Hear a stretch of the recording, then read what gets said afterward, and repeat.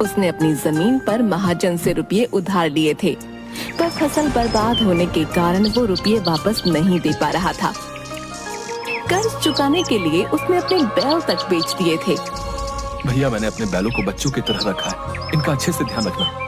भैया, अभी मैं इनकी आधी कीमत ही दे पाऊंगा, आधे रुपए अगले महीने ले लेना। भैया, मुझे अभी रुपयों की बहुत जरूरत है, इसीलिए तो बैल बेचे। अच्छा, तो ऐसा करो, तुम मेरी ये अंगूठी रख लो, ये मेरी माँ की आखिरी निशानी है, पर तुम इसे रख लो, जब मैं रुपए वापस करूं तो दे देना। नहीं नहीं भैया, रहने दो, तुम्हारी हालत तो मुझसे भी खराब है। अगर मैंने मजबूरी में तुम्हारी ये अमानत बेच दी तो ऊपर वाले को क्या मुंह दिखाऊंगा। तुम मुझे रुपए अगले महीने दे देना। वैसे भी इन रुपयों से मैं महाजन के पूरे रुपए नहीं चुका पाऊंगा। ऐसे में दो आदमी का परेशान होना ठीक नहीं। तुम तो चैन की सांस लो। और ये बोलकर सोमू वहाँ से चला गया। महाजन ने बुलवाया है, उसके रुपयों का इंतजाम तो हो नहीं पाया। समझ नहीं आ रहा कि उसे क्या कहूँ। तुमने इस बुधवार तक रुपए सूद समेत वापस करने के लिए कहा था। चलो लाओ मेरे रुपए, आज बुधवार है।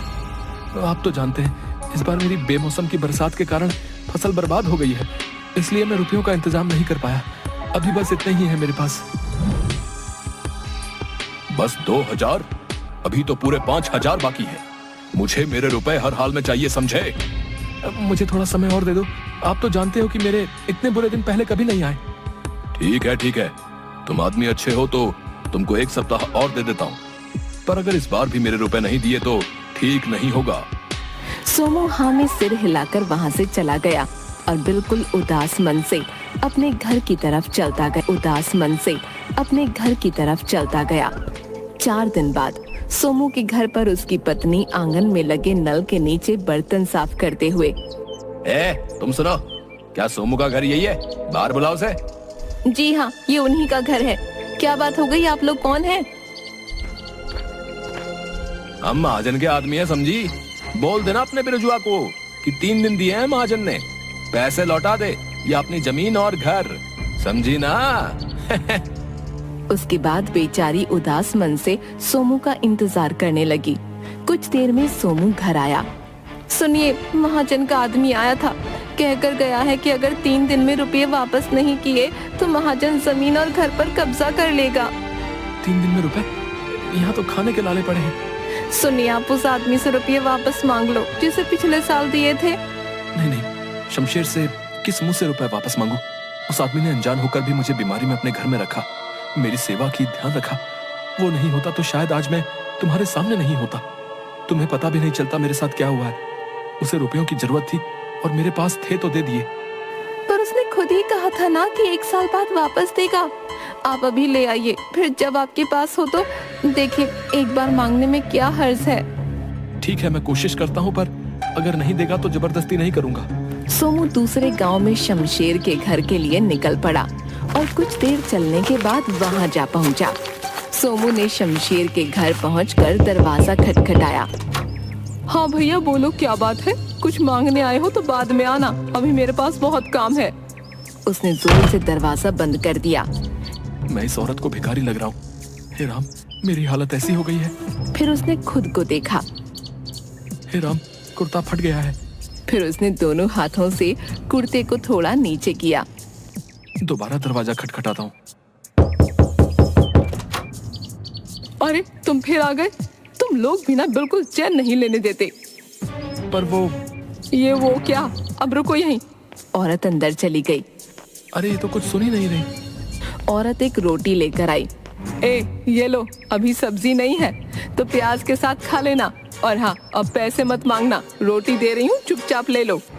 पर आप मेरी बात तो सुनो। अरे, अभी भी कुछ कहना है? शमशेर को बुला दो, उससे काम है। कौन शमशेर? इस घर का मालिक है ना शमशेर, मुझे उससे थोड़ा काम है। शमशेर? कौन शमशेर?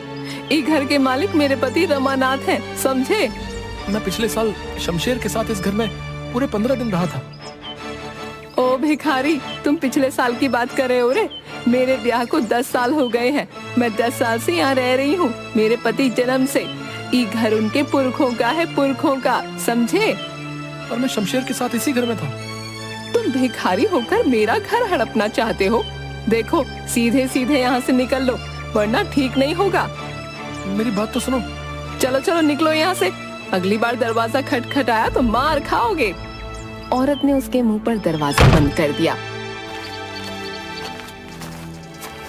सोमू थक हार कर एक पेड़ के नीचे बैठ गया। क्या हाल हो गया है मेरा, पहनने को ढंग का एक कपड़ा नहीं, खाने को दाना नहीं। तभी एक आदमी उसके सामने एक सिक्का फेंक कर चला गया।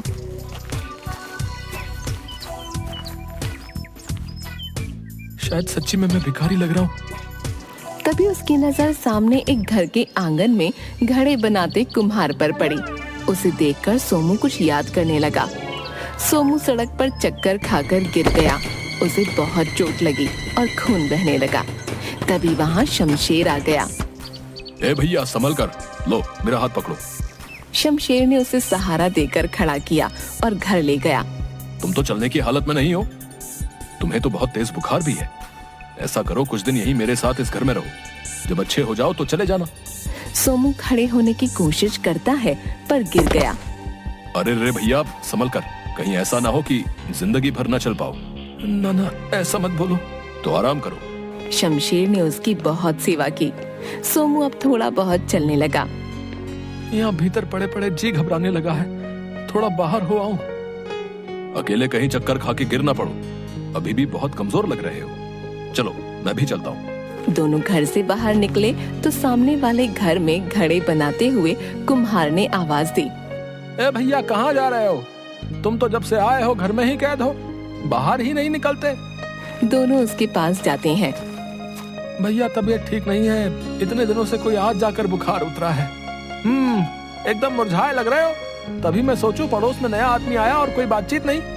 ए देखो, तुमको तो ढंग से धोती तक बांधनी नहीं आती है। ठीक तो है? नहीं ठीक नहीं है, तुमको चलने में दिक्कत हो रही होगी। मैं बताता हूँ ठीक कैसे होगी। कुम्हार ने सोमू की धोती को थोड़ा पीछे से खींचा। अब ठीक लग रही है। अब सही है। सोमू कुम्हार के पास गया। भैया जरा सुनो तो। तुम अंदर मत आओ, वहीं रहो। पता चले कुछ तोड़ फोड़ दिया तो बिना बात के नुकसान हो जाएगा। वहीं से बोलो क्या चाहिए। तुमसे कुछ पूछना है। अच्छा मैं आता हूँ।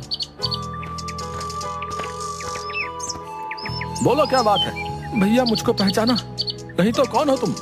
मैं पिछले साल वो सामने वाले घर में तुमने मुझको धोती बांधनी सिखाई थी। सोमू तुम, ये का हाल बना रखा भैया? फिर से कहीं चक्कर खा के गिर गए क्या? सोमू ने मुंह लटका लिया। शाम होने को आई है। चलो अंदर आओ, पहले नहा धोकर कुछ खा पी लो, फिर बात करेंगे। रात को सोमू और कुम्हार खाना खाते हुए। भैया मैं सुबह से इस गांव में शमशेर को ढूंढ रहा हूँ, पर कोई आदमी सीधा जवाब नहीं दे रहा। कौन शमशेर? इस गांव में कोई शमशेर नाम का आदमी मैं भी नहीं जानता। क्या गजब करते हो भैया। उस दिन जब तुमने मुझको धोती बांधनी सिखाई, वो मेरे साथ खड़ा था। अरे नहीं, ऐसा कैसे हो सकता है? मुझे अच्छे से याद है तुम अकेले थे। तभी मैं सोच रहा था कि अकेला आदमी घर के बाहर ही नहीं निकलता। भैया याद करो ना, शमशेर तुम्हारा पड़ोसी सामने वाले घर में रहता था। उसने मेरी बहुत सेवा की थी। जाते समय मुझसे पूरे 5,000 रुपए उधार भी लिए थे। कहा था 1 साल बाद वापस करूंगा। अरे तुमको कोई भरम हुआ भैया? सामने वाले घर में तो रमानाथ रहता है। रमानाथ और उसका परिवार पिछले साल गंगा जी गए थे, तो मुझे लगा तुमको घर की रखवाली के लिए बुलाया है। मैंने जब भी तुम्हें देखा अकेले देखा था। मुझे इस गांव के बारे में कुछ नहीं पता भैया। मुझे तो यहाँ शमशेर लेकर आया था। 25-26 साल का लंबा चौड़ा लड़का, काला, लंबी लंबी मूछें, आगे एक दांत टूटा हुआ। आगे का दांत टूटा हुआ, ऐसा हुलिया और शमशेर। देखो भैया, ऐसा एक आदमी था मतलब इस हुलिये का एक शमशेर था, पर वो 3 साल पहले अचानक गायब हो गया था। धरती निगल गई या आसमान, किसी को नहीं पता। 3 साल पहले गायब हो गया। अरे नहीं भैया, मैं तो पिछले साल ही मिला हूँ। भैया लगता है शमशेर के नाम से किसी ने ठगी की है। मैंने तो यहाँ तक सुना है कि वो गलत काम करता था। 2 नंबर का धंधा, और उसी के किसी दुश्मन ने, समझ रहे ना? मैं कहता हूँ तुम उसके चक्कर में मत पड़ो। सुबह को अपने गांव निकल जाओ। सोमू ने हाँ में गर्दन हिलाई। भैया तुम्हारा बहुत एहसान। मेरे तो कपड़े भी फट गए थे। कोई बात नहीं भैया, बस अपना ध्यान रखना है। सोमू वहां से चला गया। चलते चलते दोपहर हो गई तो वह एक पेड़ के नीचे बैठकर रोटी खाने लगा। खाते खाते अचानक हिचकी आने लगी। उसने सामने की तरफ देखा। सामने पेड़ के पीछे से कोई झांक रहा था। ये कौन है? अरे ये तो शमशेर है। सोमू सब कुछ छोड़कर उसी ओर भागने लगा। दोनों भागने लगे, आगे आगे शमशेर और पीछे बिरजू। सोमू उसके पीछे भागते हुए जंगल में पहुंच गया कि अचानक वो पत्थर से टकरा गया। रुक बहरूपिये, मेरे रुपए वापस कर। शमशेर भाग गया। एक बार हाथ तो लग, छोड़ूंगा नहीं। सोमू आगे की ओर बढ़ गया, तभी उसे झील के पास शमशेर दिख गया। शमशेर उसे देखकर भागने लगा। सोमू उसके पीछे भागने लगा। आगे केवल एक दरवाजा लगा हुआ था। शमशेर उसके गोल गोल भागने लगा और सोमू भी। ये का फालतू दरवाजा खड़ा कर दिया यहाँ। शमशेर दिखते ही उसने उसके पैरों की ओर डंडी फेंकी। वो शमशेर की धोती में फंस गई और शमशेर दरवाजे से टकरा गया। अब आया ऊँट हाथ में। बहरूपिये सबको पागल बनाता है। उसने इधर उधर देखा, शमशेर कहीं नहीं दिखा। कहाँ गायब हो गया? अरे अभी तो दरवाजे से टकराया। अरे मेरे रुपए तो दे देता, मैं बेघर हो जाऊंगा। हाय, ये क्या हो रहा है मेरे साथ? तभी दरवाजा जोर से हिलने लगा और उसमें चिपका हुआ शमशेर दिखा और गायब हो गया। सोमू घबरा गया। ए भैया, मैंने तुम्हारी जान बचाई थी, आज तुम्हारी बारी है। इस दरवाजे को उठाकर नदी में बहा दो। क्यों? मैं सब बताऊंगा। पहले ये दरवाजे को पानी में बहाओ, वरना मैं मर जाऊंगा। कहीं मुझे कुछ, अगर शमशेर उस समय मेरा ध्यान नहीं रखता तो मैं पिछले साल ही मर गया होता। मेरे रुपयों से बड़ा इसका एहसान है। सोमू ने दरवाजे को हाथ लगाया और हटा लिया। ये दरवाजे में से कुछ चुभ रहा है। उसने फिर हिम्मत करके दरवाजे को उठाया और नदी में बहा दिया। जैसे ही दरवाजा नदी में डूबा, शमशेर सोमू के सामने प्रकट हो गया। ये क्या माजरा है? भैया मैं तुमको सब बताता हूँ। पहले मैं बहुत लालची था। हमारे यहाँ एक बाबा जी आए थे। वो दरवाजे वाली जगह पर ध्यान लगाकर बैठे थे। ओ बाबा जी, मेरा एक काम कर दो। बोलो बेटा। वो रमानाथ आपको बहुत मानता है, उसे समझाओ कि अपना पुश्तैनी मकान मुझे बेच दे।